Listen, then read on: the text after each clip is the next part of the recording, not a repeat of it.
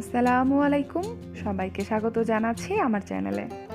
চলে আসলাম আপনাদের সামনে আরও একটি রেসিপি নিয়ে।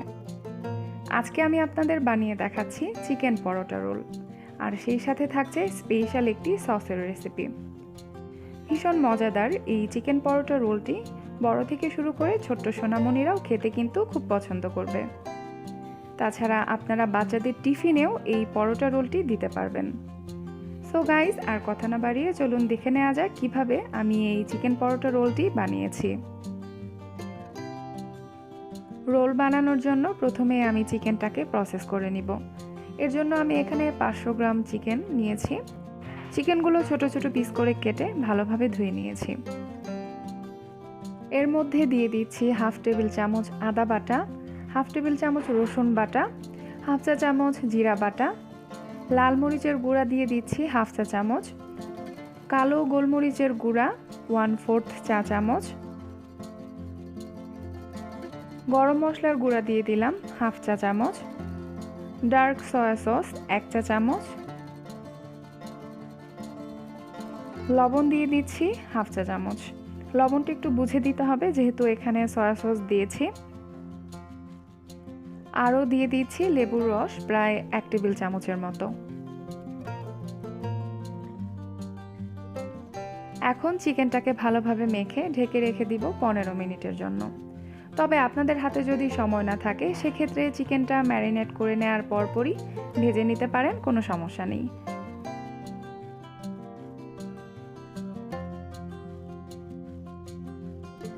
পনেরো মিনিট পর চুলায় একটা প্যান দিয়ে অল্প একটু তেল দিয়ে দিলাম।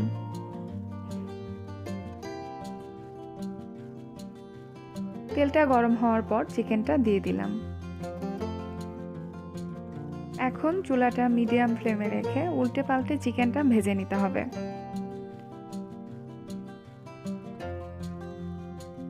চুলাটা কিন্তু মিডিয়াম ফ্লেমেই রাখতে হবে, কেননা চুলাটা যদি হাই ফ্লেমে থাকে তাহলে চিকেনটা সেদ্ধ হওয়ার আগেই পুড়ে যাবে।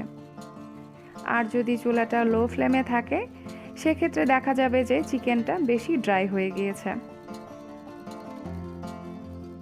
একটু ঢেকে দিয়েছিলাম যাতে চিকেনটা তাড়াতাড়ি সেদ্ধ হয়ে যায়।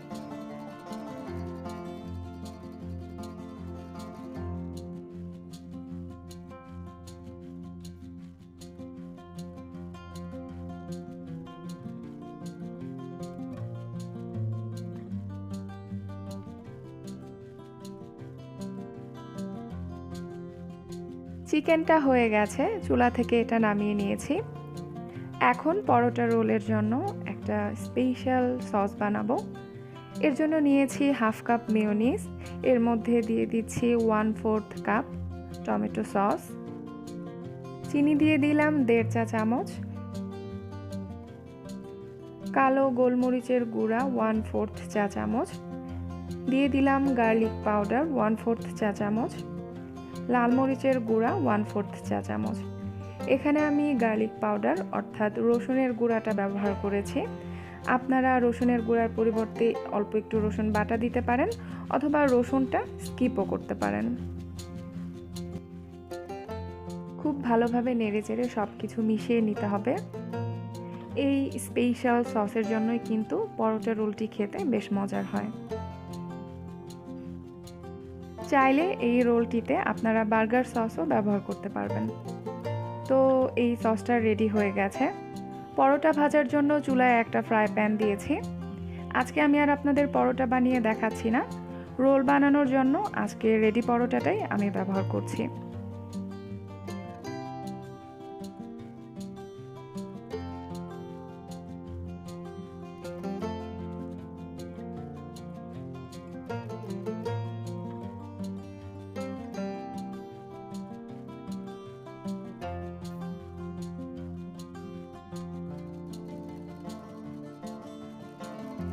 তো কয়েকটা পরোটা ভেজে নিলাম।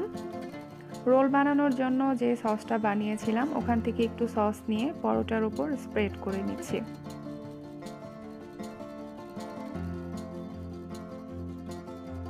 এখন এর মধ্যে দিয়ে দিচ্ছি ভেজে রাখা চিকেনটা, কিছু শসা আর টমেটো কুচি,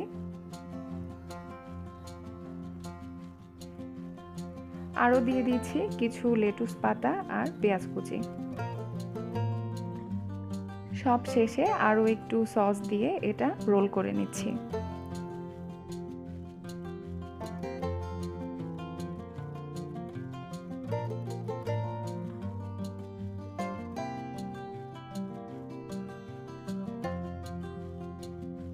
বাকি পরোটাগুলো দিয়েও আমি রোল বানিয়ে নিচ্ছি। আর এখানে আপনারা আপনাদের পছন্দ মতো যে কোনো সালাদ আইটেমই ব্যবহার করতে পারবেন।